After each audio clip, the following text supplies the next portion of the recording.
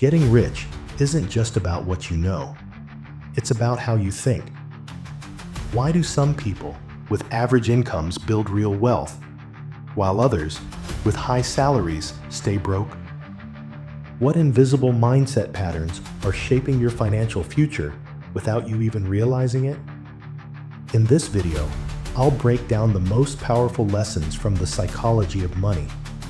Lessons that will change how you save, spend, and invest forever. Have you ever made a money decision you regretted, even when the logic seemed right?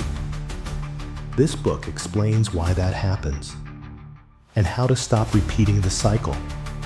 Stick around, and you'll come away with a totally new perspective on money.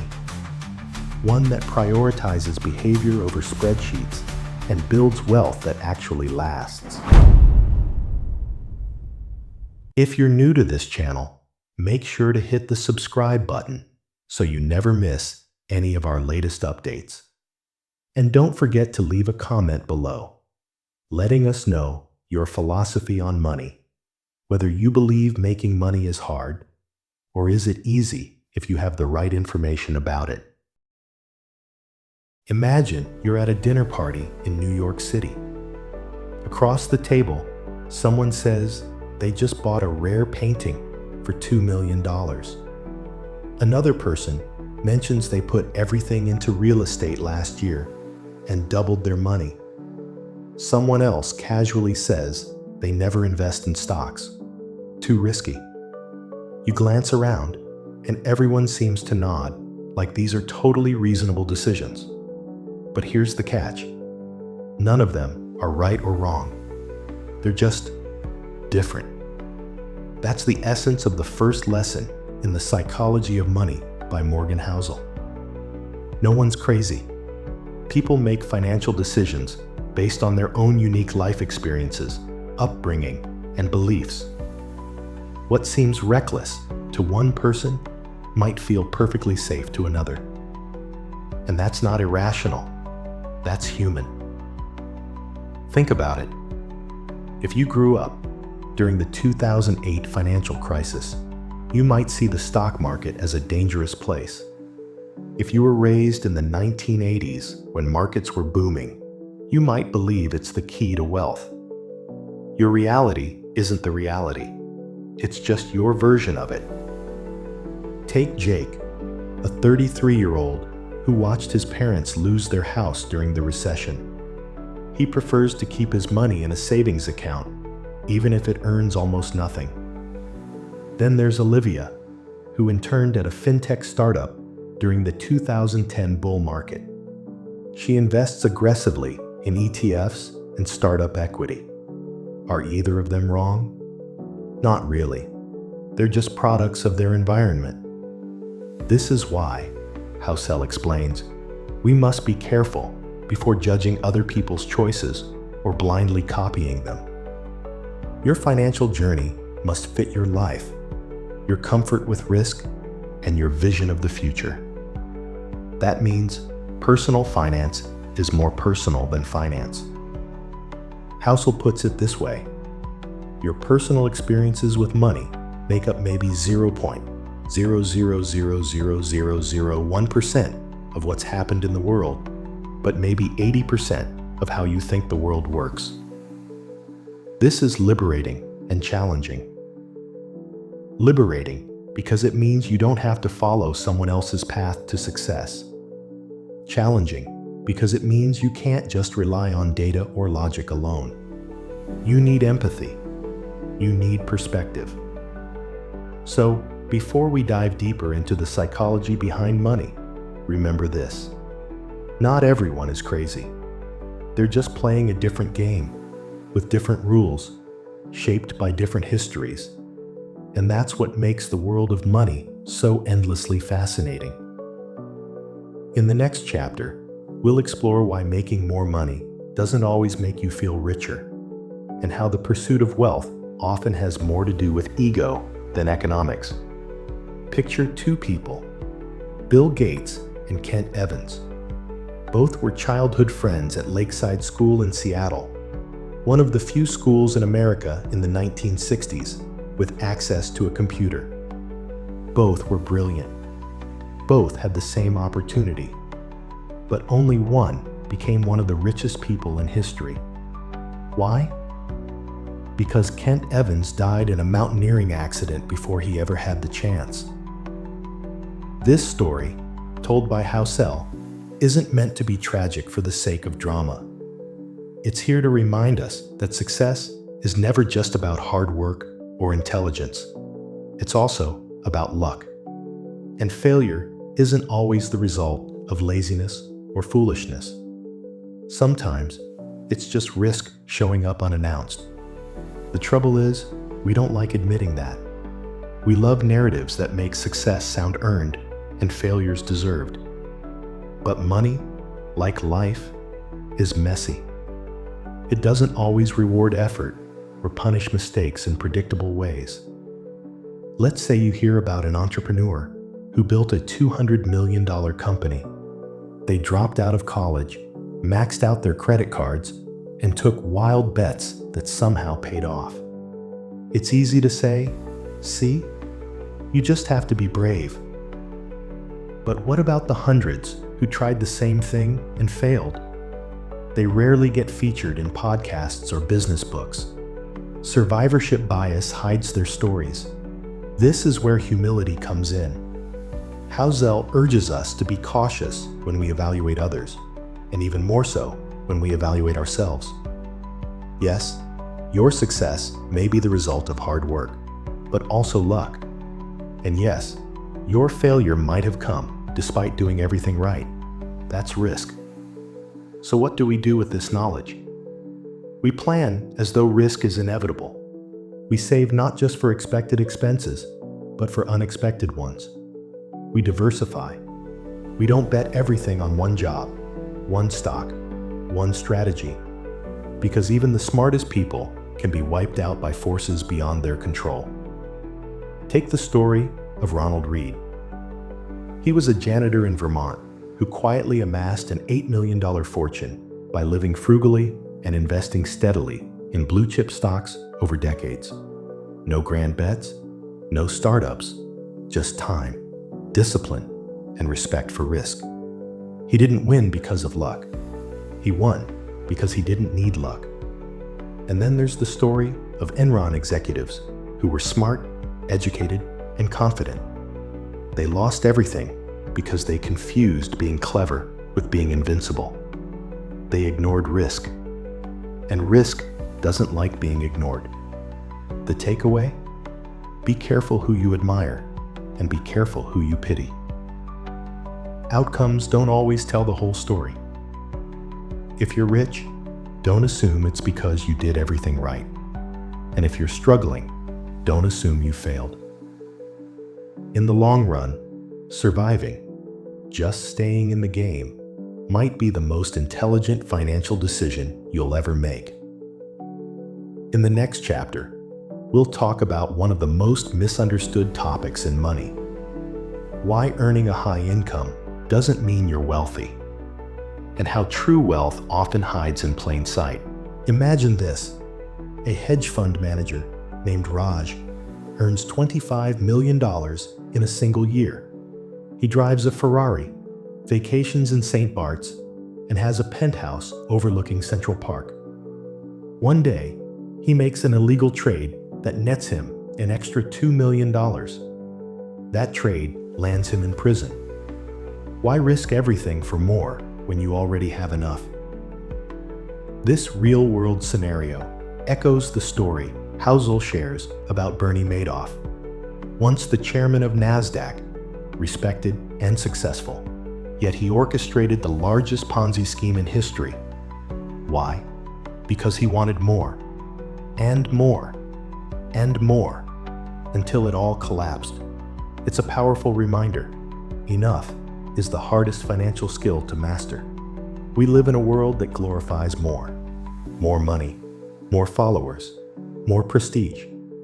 But the danger of chasing more is that it often leads to compromise on ethics, on happiness, on peace of mind.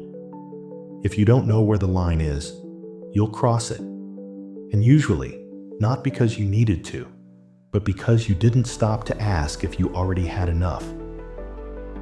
Let's bring this into a relatable context. Take Laura, a software engineer in San Francisco.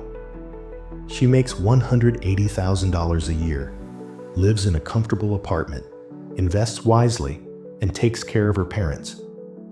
She's not rich by Silicon Valley standards, but she feels secure. Then her college friend Jason IPOs his startup and becomes an overnight millionaire. Suddenly, Laura feels behind. Her savings seem small. She starts taking more risks, buying crypto at the peak, investing in companies she doesn't understand, hoping to catch up. Why? Because comparison quietly eroded her contentment. And comparison, Housel says, is the enemy of enough.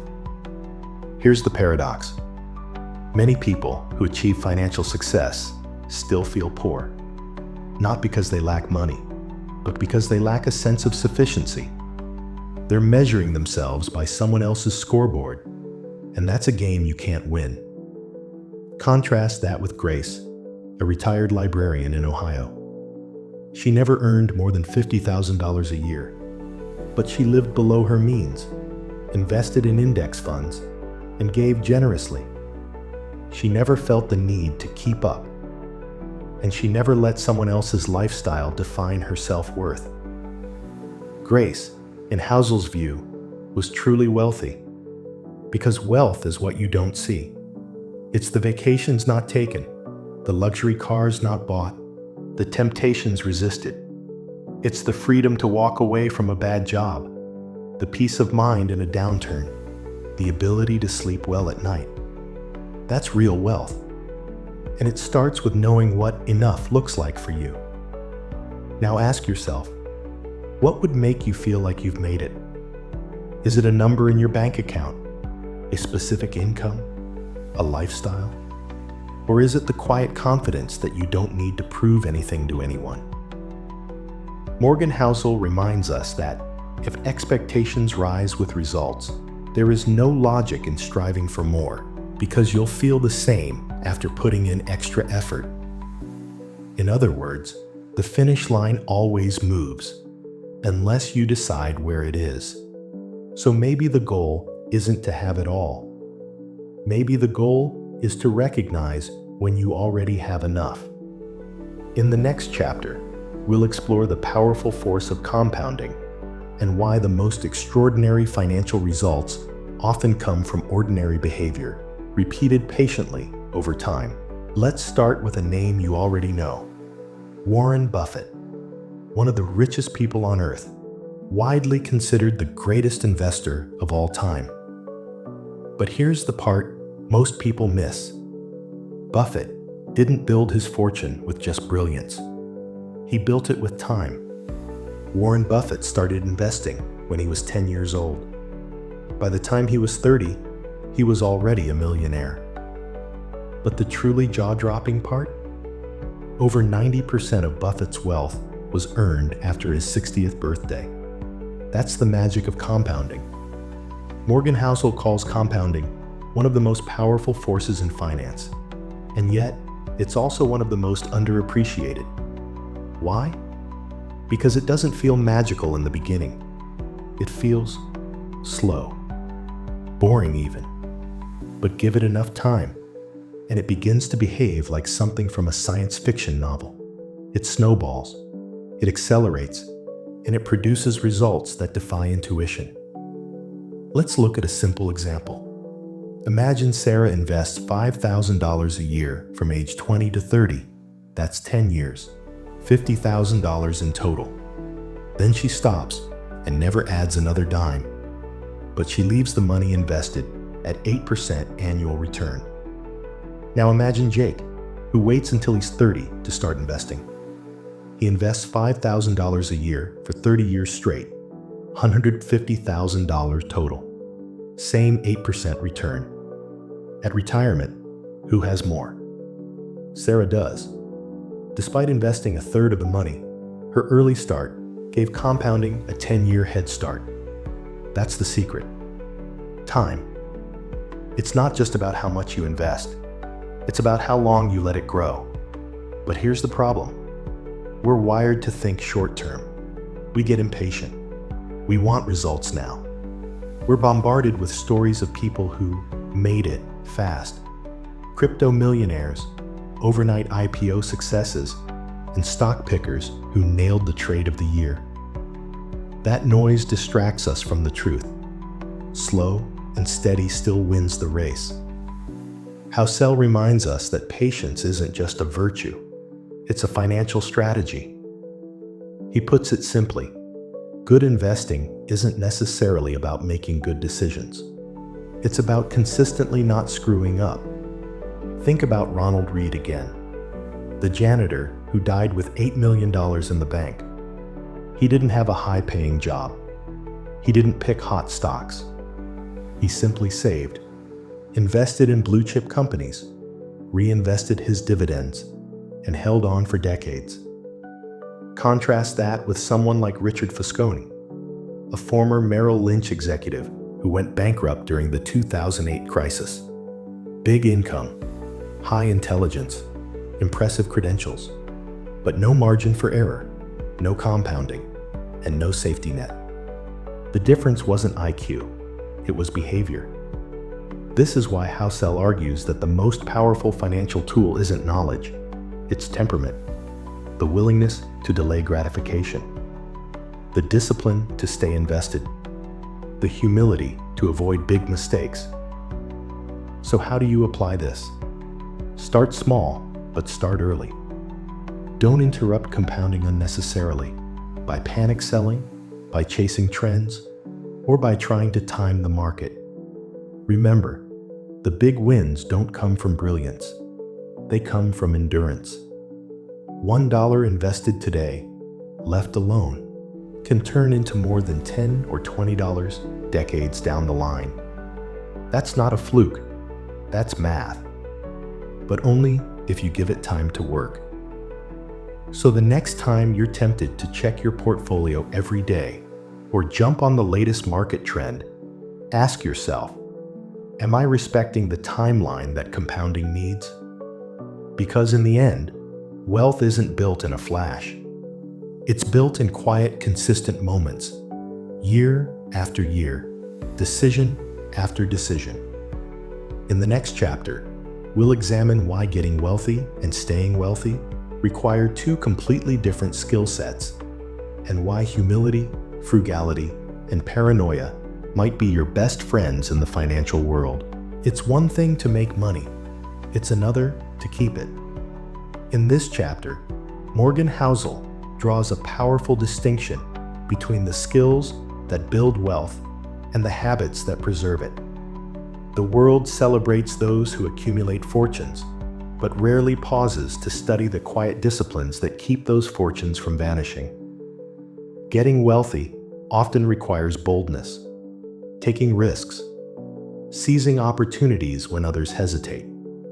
It might mean betting on a company, launching a business, or investing aggressively when markets are in freefall. It's about offense, making plays, pushing forward, building momentum. But staying wealthy? That's a different game entirely. It demands humility, frugality, restraint. It means being aware that luck played a role in your success, and that the same luck can turn at any moment. It's about defense, avoiding catastrophic losses, living below your means, and preparing for the unknown. Housel captures this perfectly. Getting money requires taking risks, being optimistic, and putting yourself out there. But keeping money requires the opposite of taking risks.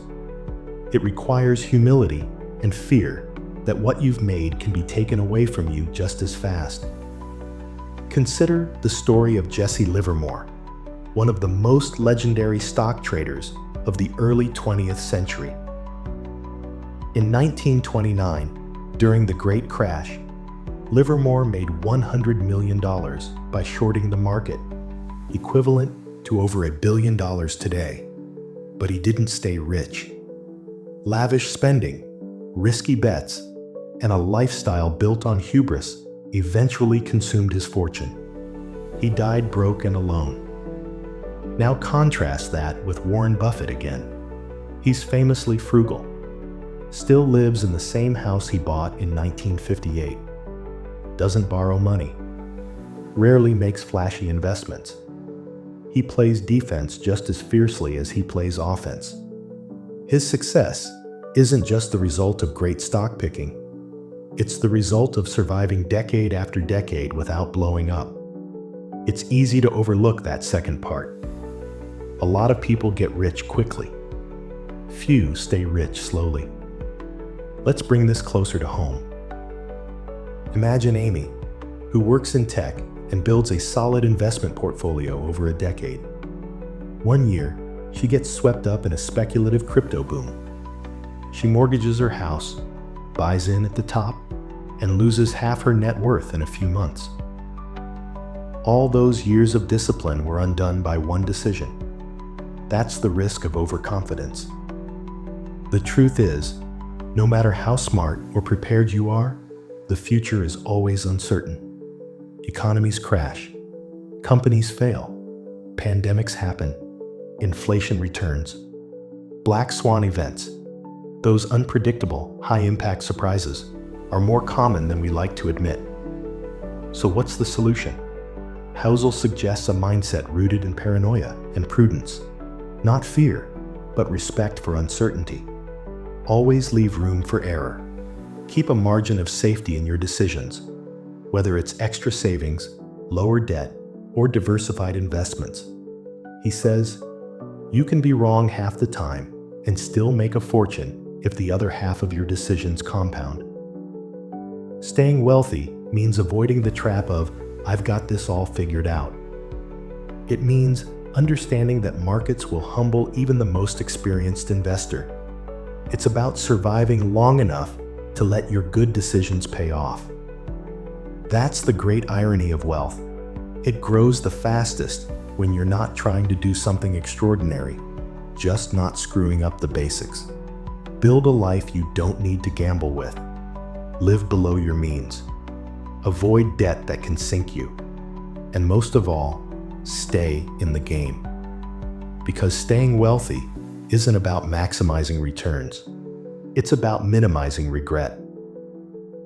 In the next chapter, we'll explore how people's behavior with money is shaped less by spreadsheets and more by emotions, and why managing your money well is often less about what you know and more about how you behave. Imagine flipping a coin 100 times. You expect about 50 heads and 50 tails. But what if, unexpectedly, just 5 of those flips turn out to be the reason you win big? That's not a fluke. That's how real success often works. Morgan Housel introduces a profound concept in this chapter: tail events. These are the rare, extreme outcomes, the outliers, that end up having the greatest impact. Whether it's in investing, business, or even your personal life, it's often just a few events that shape the majority of results. Take investing. The S&P 500 includes 500 companies, but studies show that just a small handful of those companies are responsible for the majority of the market's long-term returns. Most companies underperform or go nowhere, but a few, like Apple, Amazon, or Microsoft, drive the whole index upward. If you had missed investing in just a few of those, your performance would look dramatically different. It's the same with individual portfolios. Let's say you buy 20 stocks. Over time, 1 or 2 of them do incredibly well, multiplying 10 or even 50 times their original value. The rest might flatline or even lose money. But those 1 or 2 winners carry the weight of your entire success. This isn't just luck, it's how the system works. Housel writes, anything that is huge, profitable, famous, or influential is the result of a tail event, an outlier. Most of our attention goes to things that are huge, but nearly all of our focus should be on the fact that most of those things started small and failed often. This mindset reframes how we think about progress and patience.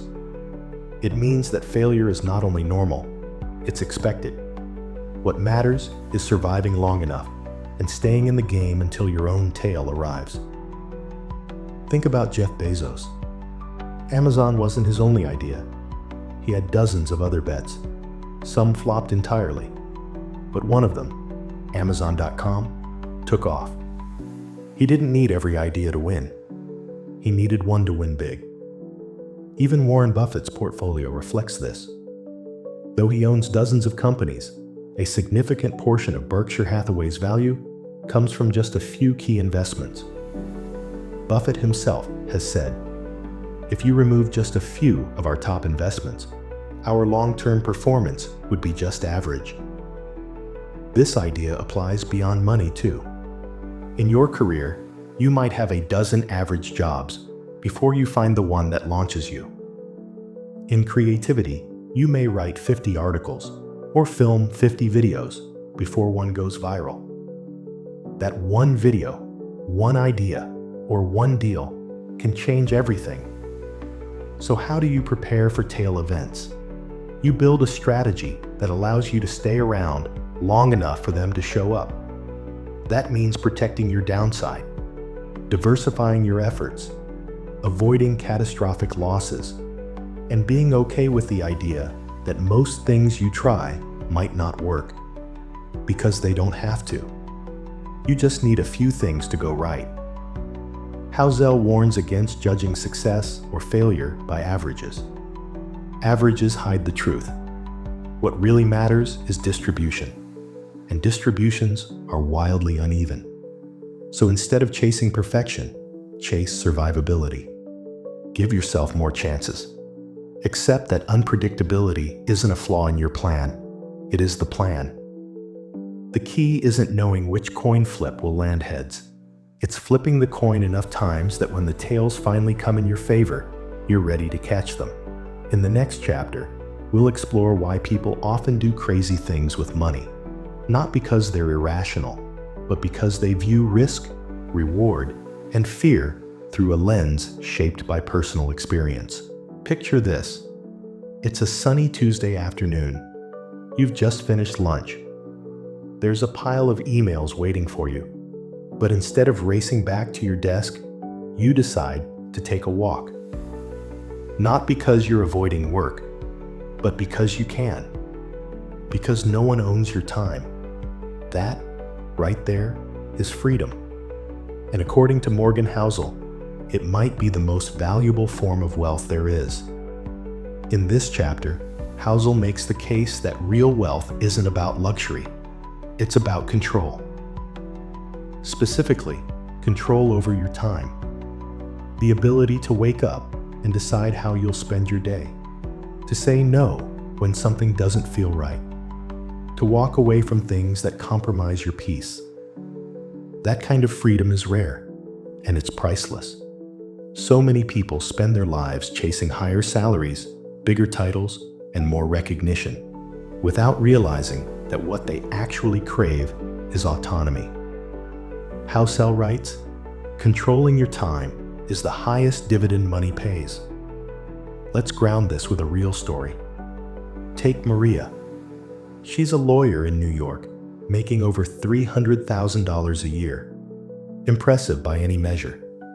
But her calendar? It's a war zone. Back-to-back meetings, client calls, late-night deadlines. Her days aren't her own, and despite her wealth, she feels trapped. Now meet Aaron, a freelance web developer in Vermont. He earns around $90,000 a year. Modest by coastal city standards. But he works 4 days a week, hikes on Fridays, takes time for family, and declines projects that don't align with his values. Aaron feels rich, not because of how much he earns, but because of how he lives. That's the power of redefining wealth. Freedom isn't about retirement. It's about building a life that doesn't need escaping from. Yet in society's eyes, Aaron might not look successful.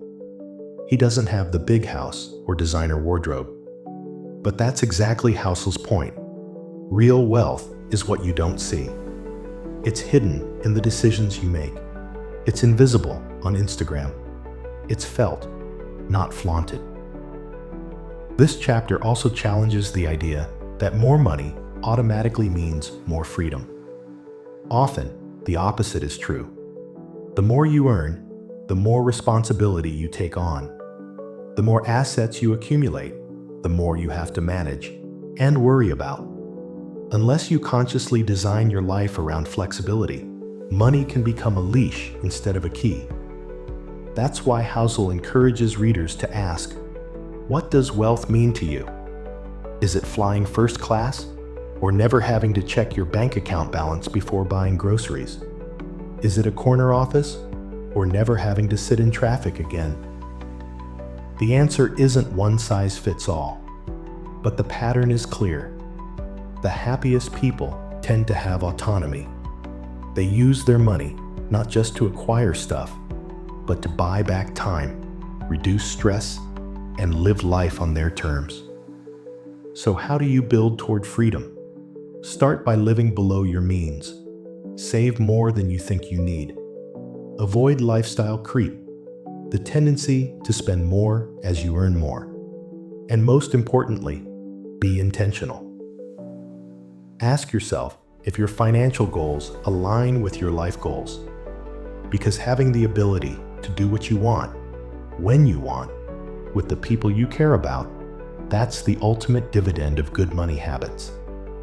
In the next chapter, we'll tackle a tough but vital topic: why people often misjudge risk, and how our perception of safety is more emotional than mathematical.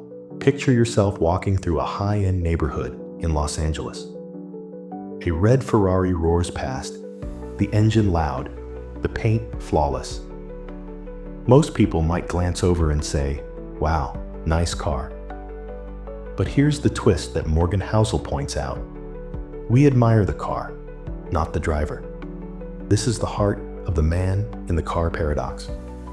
Wealth, when shown off, often has the opposite of its intended effect. People don't see your status. They see something they want for themselves.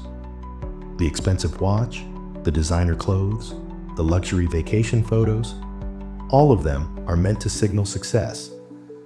But most people don't look at those signals and think, "I respect that person." Instead, they think, "I want that thing." In other words, trying to impress people often results in invisibility. Think about the real goal behind showing off wealth. It's not just to enjoy the product, it's to be admired, to be seen as someone who's made it. But as Housel reminds us, admiration doesn't work that way. It's not earned through flashy purchases. It's earned through humility, generosity, and substance. This paradox is everywhere. Take social media. It's a highlight reel of luxury and success. And yet, studies show that the more time people spend on these platforms, the worse they feel about their own lives. Why? Because they see the symbols of wealth, but not the story behind them. Not the debt, the insecurity, or the pressure to maintain the illusion. Or consider this. You see someone wearing a $20,000 Rolex. Do you automatically admire the person? Or do you simply notice the watch? That's the trap. What people really admire isn't material wealth. It's independence, kindness, resilience, or discipline. The irony is that many of the most admired individuals live modestly. They don't feel the need to prove anything. Warren Buffett, again, is a prime example.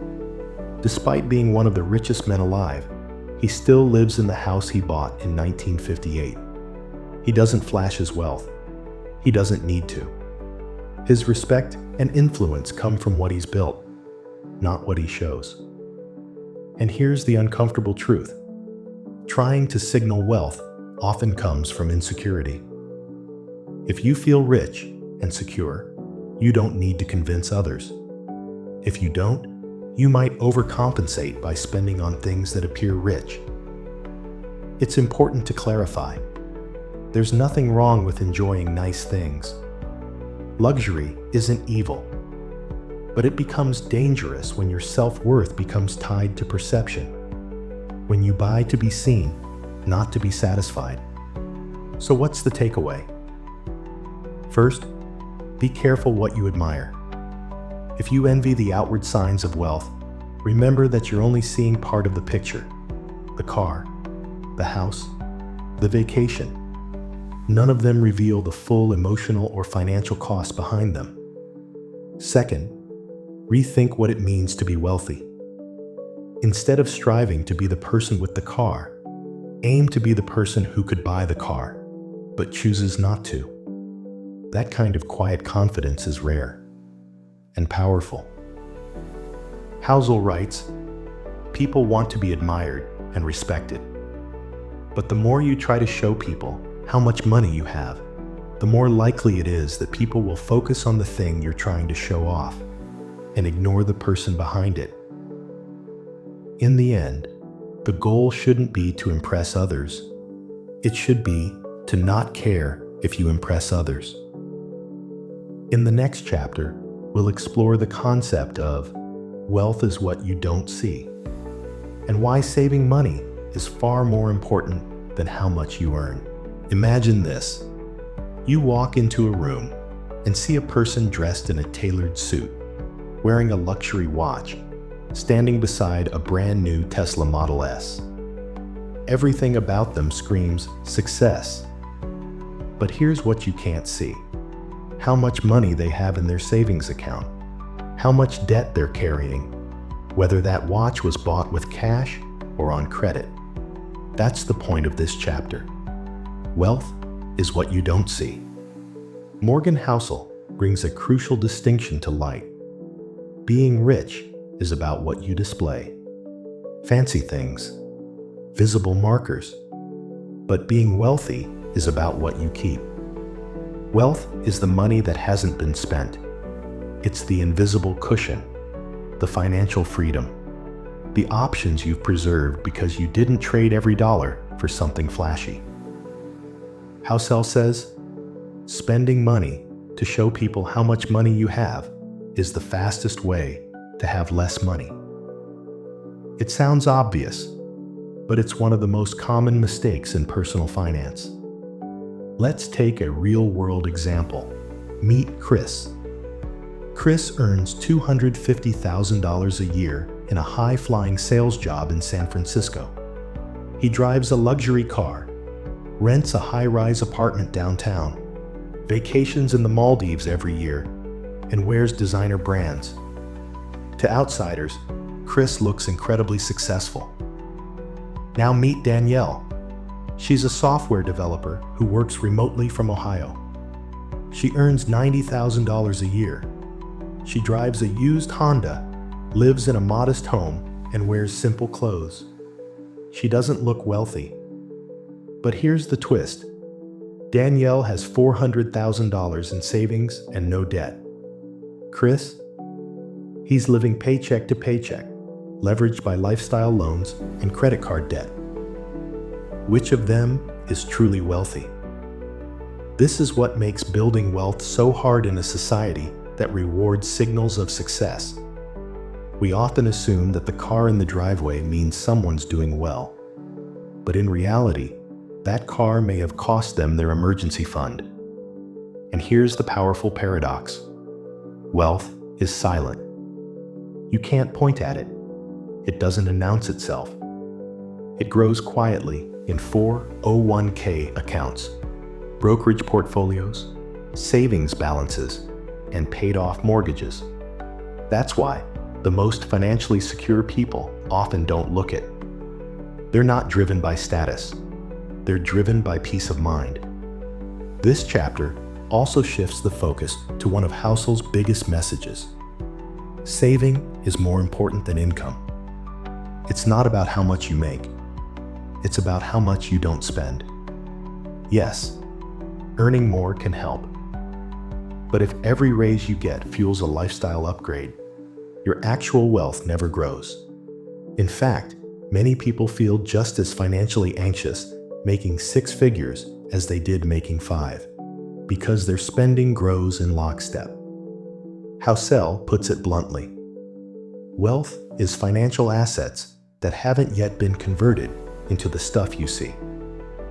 Let that sink in. So how do you build wealth that's invisible? You start by decoupling your identity from your possessions. You understand that your future freedom is more valuable than your present appearance. You save, even when you don't have a specific goal. Because savings isn't just money. It's optionality. It's time. It's the ability to walk away, pivot, rest, or invest when the moment is right. That means your goal shouldn't be to look rich. It should be to be rich, quietly. If you're enjoying this video, be sure to subscribe to the channel so you never miss an update. Don't forget to drop a comment below and let us know what topic you'd like us to cover next. And so, here we are. At the end of a journey that had little to do with spreadsheets or stock tickers, and everything to do with you, your choices, your fears, your patience, your ego. Because money is rarely just math. It's behavior, it's emotion, it's deeply personal. Morgan Housel reminded us that building wealth isn't about being the smartest person in the room. It's about staying in the game, about saving when it's not sexy, about being content with enough, and about respecting the quiet, invisible power of time. But now that you've explored the psychology behind your financial mindset, a new question naturally arises. What do I do with this mindset? How do I turn awareness into action? That's where the journey continues. While the psychology of money taught you why you behave the way you do with money, now it's time to learn how to invest wisely, patiently, and deliberately, even when the market is irrational. To understand the real power of value investing and create generation wealth, click on the video popping on the screen and learn everything about investing.